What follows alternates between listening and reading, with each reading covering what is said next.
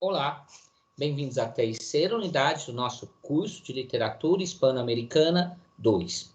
E nessa unidade, iremos discutir sobre o boom da literatura hispano-americana, que, como o próprio nome diz, é o impacto, o sucesso que essa literatura vai fazer no mundo inteiro, não só no espaço latino-americano, mas em todo o decorrer do mundo, através de grandes nomes que conseguirão abrir essa brecha dentro do mercado. Para falar, então, do que é o boom latino-americano, temos que pensar nos nomes que vão formar esse grupo, como Gabriel Garcia Marques, Mário Vargas Llosa, Alejo Carpentier, Carlos Fuentes e Julio Cortázar. Nomes que vão ter um impacto na literatura em que o próprio sistema que a gente pensa hispano-americano não será mais construído entre a influência de autores europeus. Mas aqui nós teremos nomes que influenciarão os autores europeus da época, criando um grande impacto na literatura mundial. A obra desses nomes fará um sucesso tanto nos Estados Unidos quanto na Europa, conseguindo atingir mercados que antes eram impossíveis para o que a gente pensa como contexto hispano-americano da literatura. O início, que é considerado o marco inicial desse grupo do boom latino-americano, seria a publicação da obra 100 Anos de Solidão, do ganhador do Prêmio Nobel de Literatura, Gabriel Garcia Marques. Só que existe uma discussão aí entre os próprios teóricos. O Angel Rama, que é um grande nome também da literatura hispano-americana, que discute muito esses caminhos, ele vai apontar no Jogo da Amarelinha, que é uma obra importantíssima, que pode ser construída de diversas formas a sua leitura, algo extremamente de vanguarda, feito pelo Julio Cortázar, como o verdadeiro primeiro impacto que abriria o que é o boom literário latino-americano. E essa obra é de 63, então ela tem alguns anos antes do 100 Anos de Solidão. Mas como impacto de mercado, para a gente pensar a ideia de boom, que está relacionado com impacto de mercado, eu acho, na minha opinião, eu sigo com o 100 Anos de Solidão, que até hoje reverbera muito mais do que o Jogo da Amarelinha, quando a gente fala de contexto de impacto de mercado mundial. O fim desse grupo vai ser deflagrado ali no ano de 73, que se considera um momento em que o período obscuro das ditaduras militares, que vão pegar muito forte no espaço hispano-americano, vão impedir com que mais autores consigam ganhar espaço. A ideia de que quando uma força violenta como uma ditadura ganha a sua estrutura, é difícil com que a arte consiga proliferar, e isso vai impactar com o movimento do boom latino-americano, onde muitos autores não ganharão mais espaço lá fora, exatamente pelo peso que essas ditaduras estavam construindo na década de 70.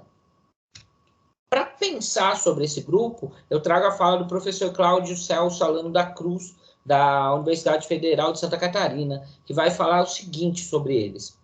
Do ponto de vista estritamente latino-americano, acredito que o maior legado desse movimento, o boom latino-americano, foi no sentido de estabelecer definitivamente uma identidade própria para os escritores dessa região do mundo, que até então eram vistos, e o que é mais importante, muitos deles ainda se viam apenas como discípulos dos grandes mestres europeus. O que o Cláudio Celso Alano da Cruz está querendo dizer aqui é que, até aquele momento, eles eram autores influenciados pelos grandes autores europeus e que repetiam as estruturas. Depois do boom da literatura latino-americana, a gente vai ver grandes nomes da Europa falando que quem influenciava a escrita deles era esse grupo aqui.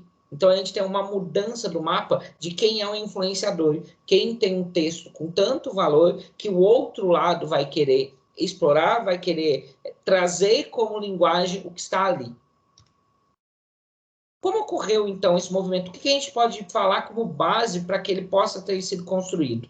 A professora Ana Cecília Olmos, da USP, que é professora de literatura hispano-americana, ela vai apontar dois pontos importantes no contexto hispano-americano que pode ter influenciado para que o boom dessa literatura tenha ocorrido. O primeiro deles é a estabilidade econômica nesses países, que no momento que eles estavam se livrando das colônias, eles demoraram para conseguir chegar a essa estabilidade. E aí, na década de 60 e 70, isso era possível. Então, eles já tinham uma estrutura forte o suficiente para criar editoras que conseguissem expandir o seu mercado, que não ficassem presas somente ao país. Então, isso vai fazer com que obras que só teriam alcance local ganhem um alcance internacional. Além disso, a gente pode pensar que a democratização do acesso à escola e à leitura vai fazer com que mais leitores, mais pessoas consigam discutir essas obras, fazendo com que elas não fiquem fechadas ao nicho acadêmico. Então, que elas consigam ganhar espaços dentro daquele país e que atinjam outros pelo impacto possível com essas obras. Então, a gente tem esse efeito da economia, onde as editoras conseguem ir além do espaço local, e uma democratização do acesso, que quanto mais leitores, mais potência a literatura do local poderia ter. É interessante a gente pensar essas duas construções, que países como a Argentina, Colômbia conseguiram ir além nesse caminho, e o Brasil, que não tinha a língua espanhola como eles, ficou um tanto atrás. O Brasil não surfa a onda do boom latino-americano, porque a gente tinha na nossa cultura uma língua que não era internacionalizada como o espanhol. Para finalizar essa discussão, eu trago a fala do professor Maurício de Bragança, da Universidade Federal Fluminense, que diz o seguinte sobre o movimento e como que se constrói, então, esse ponto. Sem dúvida nenhuma, a organização de um mercado editorial forte e eficiente na América Latina teve uma participação decisiva para a circulação dessas obras em mercados internacionais e a ampliação de um público leitor. Se você tem editoras fortes, um mercado forte, possivelmente ela pode atingir outros mercados. Essa literatura vai ter um grande êxito em mercados editoriais como o francês, o italiano, o alemão e mesmo o norte-americano. Mercados, como o caso, por exemplo, do francês e do italiano, que a gente está falando de uma literatura que já tinha uma base tradicional muito grande e que era difícil você conseguir autores daqui do espaço da América Latina ter espaço naquele território, conseguir fazer com que suas obras fossem lidas naquele território. Volto depois com vocês na unidade 4 para discutir o realismo mágico e o realismo maravilhoso. Obrigado.